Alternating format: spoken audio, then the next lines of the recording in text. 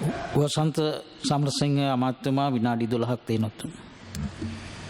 ගරු සභාපතිතුමනි, අද දවසේ අපේ රටේ වැදගත් අමාත්‍යාංශ දෙකක් පිළිබඳ විවාදයක් පවතින වෙලාවේ ඒ ගැන අදහස් ඉදිරිපත් කරන්න අවස්ථාව ලබා දීම පිළිබඳව ස්තුතිවන්ත වෙනවා. විශේෂයෙන් දීවර ඇමතුමායක ඉඳගෙන ඉද්දී දීවර ඇමතුමාගේ පැත්තෙන් කිව්වේ අද දවසේ වැඩිපුර කතා කරන්නේ දීවර අමාත්‍යාංශ කියලා. මම හිතුවා ඒ නිසා දීවර අමාත්‍යාංශ ගැන මටත් ටිකක් තියෙනවා ඒක කතා කරලා අපේ රටේ විශේෂයෙන් අවධානයට ලක් වෙන මේ සමාජ සවිබල ගැන්වීමේ අමාත්‍යාංශය එහෙම නැත්නම් අපි මේක මේ පැත්තේ විශාල වැඩ කොටසක් කරන මේ අමාත්‍යාංශයේ යටතේ තියෙන ආයතන වලින් විශේෂ ආයතනයක් වෙන මේ සමෘද්ධියට සම්බන්ධ නිලධාරීන් සහ ඒ පිළිබඳවත් යම් කරුණු ප්‍රමාණයක් ඉදිරිපත් කරන්න.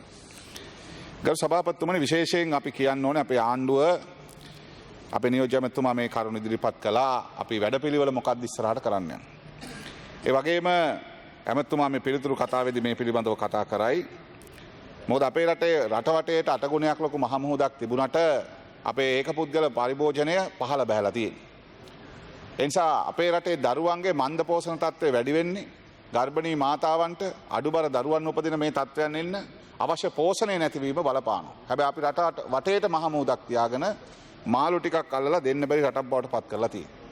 ඒ නිසා අපි ඉතිහාස කතාව කෙසේ වෙතත් වර්තමානය සහ අනාගතය වෙනස් කිරීම සඳහා වෙච්ච වැඩපිළිවෙලක යන ගමන් ජනතාවට අඩු මුදලට මාළු කෑල්ලක් කන්න දෙන්න පුළුවන් විදිහේ වැඩපිළිවෙලක් අපි සාකච්ඡා කරමින් තිබෙනවා. විශේෂයෙන් අපි සතොස වෙළඳසැල් ජාලය හරහා දිවර සංස්ථාව විසින් සකස් කරන ලද මාළු විකිණීම සඳහා මාළු වෙළඳසැල් ආරම්භ කරන යෝජනාවක් අපි ඉදිරිපත් කළා. මේ වනටත් දීවර සංස්ථාවත් සතොස ආයතනයත් ඒකාබද්ධව මේ සාකච්ඡාව ඉස්සරහට අරන් යනවා. අපි සතුටින් කියන්න ඕනේ ඉදිරියට මේ වසර 3 අවසන් වෙනකොට සතොස වෙළඳසැල් 1000ක් දක්වා අපි අපේ වෙළඳසැල් ජාලය පළල් කරන්න කටයුතු කරමින් තිබෙනවා. ඒ වෙළඳසැල් ජාලය තුල සකස් කරන ලද මාළු එහෙම නැත්නම් අර දැන් කොහොමත් මාළු ටික උයන්න ගියපුවාම මාළු කපන්න වුණාම තමයි මාළු අරන් යන්නේ නැත්නම් අපේ රටේ ගොඩක් අය. මොකද මාළු 250ක් 500ක් අරන් ගිහලා සුද්ධ කරන්න අතේ පය ගා ගන්නවට වඩා ලේසි.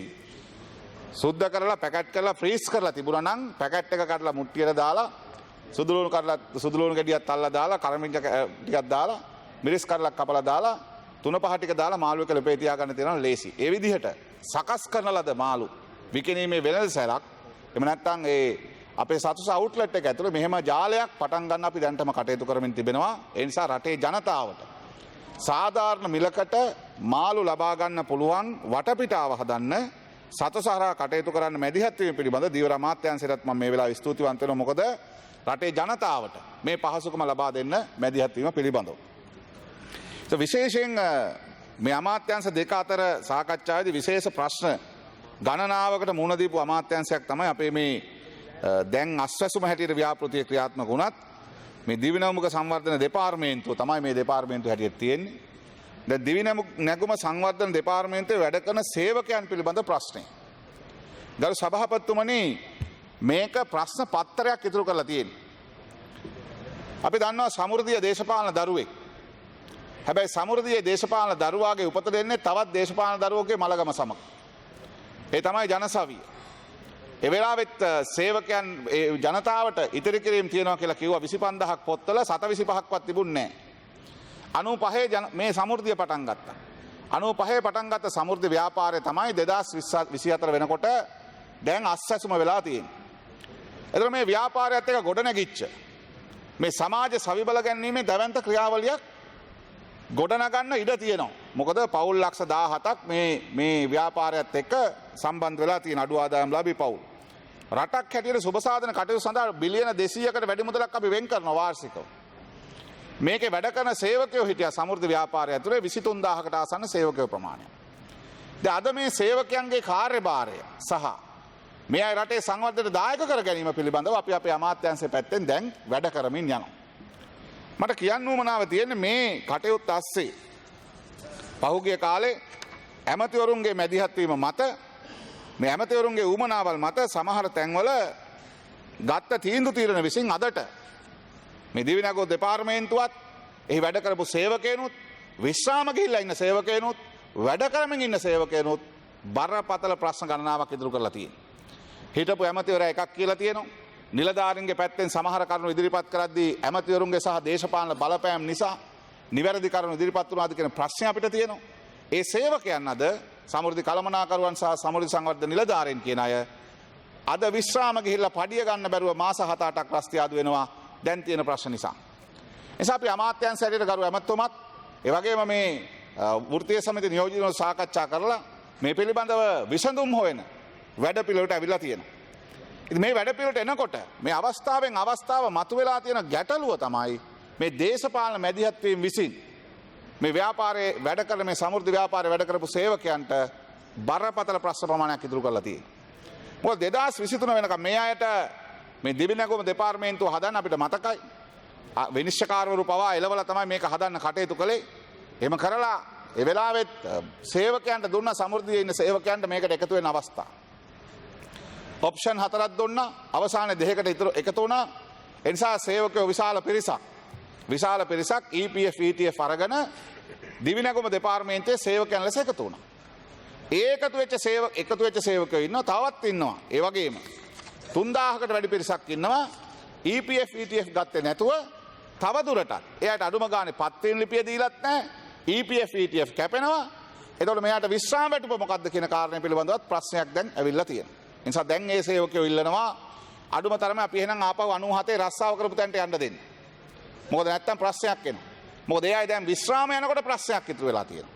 ඒ නිසා මෙන්න මේ ප්‍රශ්න ටික ප්‍රශ්න පත්‍රයක් අද අපේ ඇමතිතුමාට ඉතුරු කරලා තියෙනවා පහුගිය පාලකයන් විසින් විසඳිය යුතු ඒ මොහොතේ විසඳිය යුතු තිබිච්ච ප්‍රශ්න පත්‍රයක් ඉදිරි කරලා තියෙනවා. එනිසා මේ මොහොතේ විසඳිය යුතු ප්‍රශ්න පත්‍රය විසඳන්නේ නැතුව දේශපාලන හිතුවක්කාරකම් අත්නෝමතිකන් නිසා සමෘද්ධියේ තිබිච්ච සමහර අරමුදල් බිලියන 30ක් තියෙනවා 30කට වැඩි ප්‍රමාණයක් තව දීලා නැහැ විවිධ වැඩවලට අරගෙන. ඒ වැඩ නිසාද සමෘද්ධි ව්‍යාපාරට සම්බන්ධ වෙලා හිටපු කළමනාකරුවන් සහ සේවකයන් ප්‍රශ්න එක. ඒ විතරක් නෙමෙයි සමෘද්ධි බැංකුව 1100ක් තියෙනවා. මේ 1100ම තනිව තියෙන්නේ.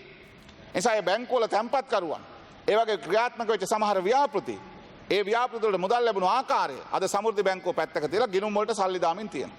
නිසා අපි ආණ්ඩුවක් ලෙස කල්පනා කරමින් තිබෙනවා ඩිජිටල් කරන ක්‍රියාවලිය හරහා මේ බැංකු පද්ධතියත් ජාලගත කරමින් මේ ව්‍යාපාරයේ සමෘද්ධි ව්‍යාපාරයේ ශක්තිමත් කරගෙන සමාජ සමබල ගැනීමේ ක්‍රියාවලියට එකතු කරන්න මේ සේවක ප්‍රශ්නත් විසඳලා.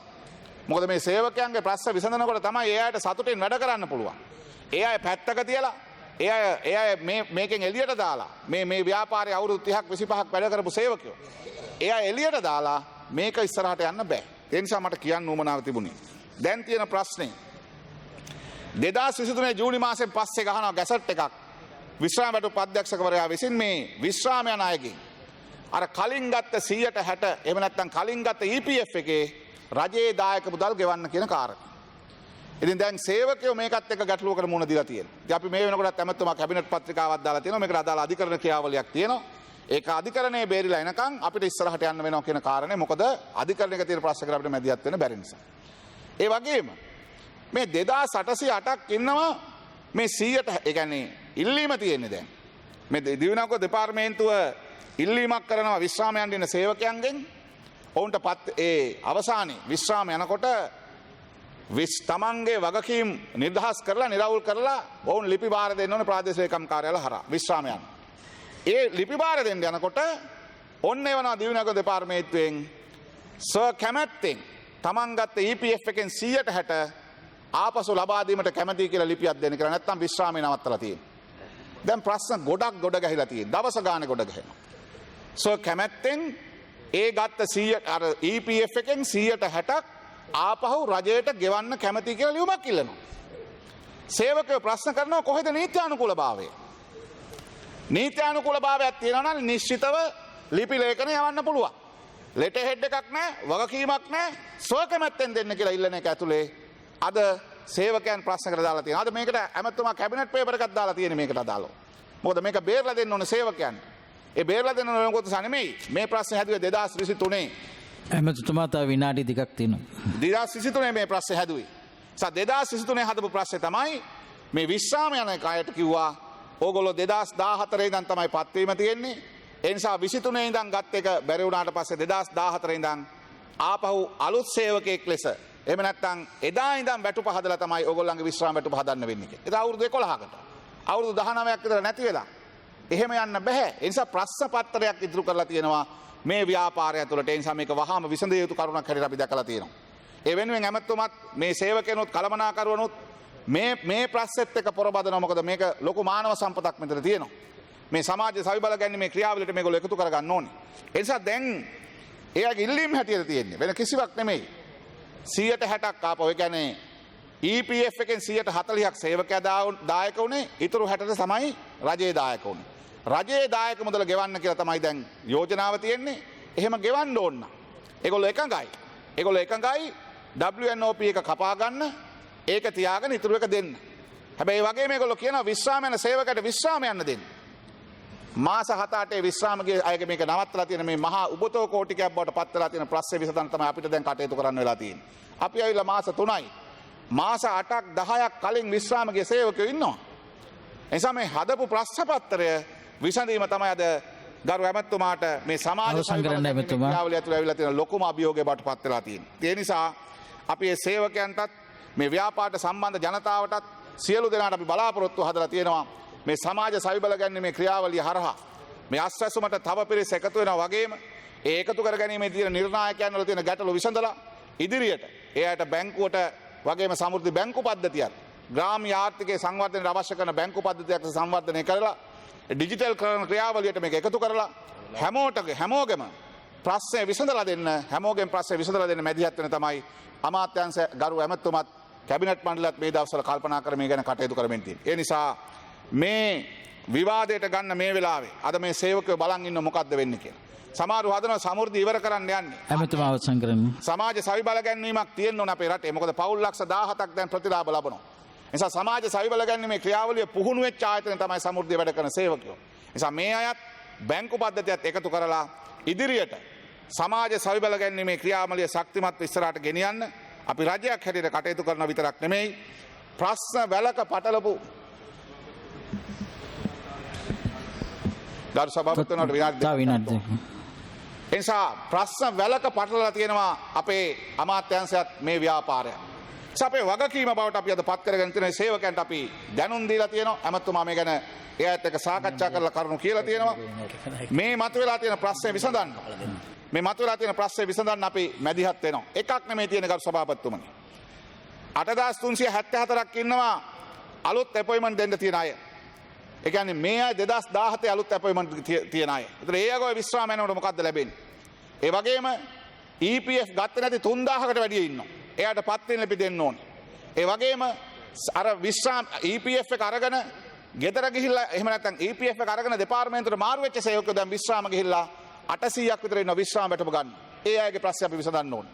ඒ නිසා මේ සියලු ප්‍රශ්න විසඳීමට අවශ්‍ය කරන මැදිහත් වීමට අවශ්‍ය කැබිනට් පේපර් ගණනාවක් ඇමතිවරයා සාකච්ඡා කරලා අපේ ඇමතුමා ඒ අදාළ ආයතනත් එක්ක ඒ අදාළ පාර්ශවයන් එක්ක සාකච්ඡා කරලා තියෙනවා. ඒ නිසා ඒ සේවකයන් මේ මොහොතේ මුහුණ දෙමින් තියෙනවා. මේ මොහොතේ මුහුණ දෙමින් තියෙන ගැටලු වලින් විශේෂයෙන් 160 ආපසු අයකර ගැනීමේ ක්‍රියාවලියේදී 104ක අධිභාරයක් අය කිරීම සඳහා වෙච්ච යෝජනාවකුත් ඇවිල්ලා තියෙනවා. ඒ නිසා ඒ අධිභාරය ගෙවන්න දැන් සේවකයෝ විශ්‍රාම ගිය කාලේ තමන්ගේ ග්‍රැටිවිටි හැදුවාම අධිභාරය ගෙවන්න ග්‍රැටිවිටිය මදි.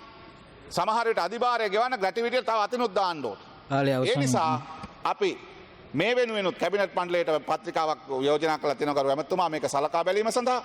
ඒ නිසා 160 ගෙවනවා නම් උසාවියේ මේ නඩුව අවසන් වුණාම කොහොමද බේරෙන්නේ කියන එකත් අධිභාරය ගෙවීම සම්බන්ධයෙන් ප්‍රතිපත්තිමය තීරණයක් ගැනීමටත් මේ පත්වීම් නොදුපුයාට පත්වීම් ලබා දීමටත් විශ්‍රාම යන අයට ගැටලුවකින් තොරව විශ්‍රාම පාරිශෝධිතය අරගෙන යන්න පුළුවන් ආකාරයට මේ ප්‍රශ්න විසඳන්නත් මැදිහත් වෙමින් සමෘද්ධි ව්‍යාපාරය සමාජ සවිවල ගැනීමේ ව්‍යාපාරයක් ලෙස ශක්තිමත් කරලා මේ බැංකු පද්ධතියත් අපේ රටේ ජනතාවට ග්‍රාමීය ජනතාවට මූල්‍ය පහසුකම් කටයුතු වලට මැදිහත් වෙන්න වඩා හොඳ මයික්‍රෝ ෆයිනෑන්ස් සිස්ටම් එකක් ක්‍රියාත්මක කරන තැනට ගෙනියන්න කටයුතු කරනවා කියන කාරණේත් කියමින් මේ ප්‍රශ්න පත්තරයට මේ ව්‍යාපාරයේ ඇදදමපු අය අද ඒ ගැන වචනයක්වත් කතා නොකරන ගැන කනගාටු වෙමින් මේ සඳහා ඇමතුමා ඉදිරිපත් කරන පිළිතුරු කතාවේ තවත් දුරටත් කරුණු කියයි.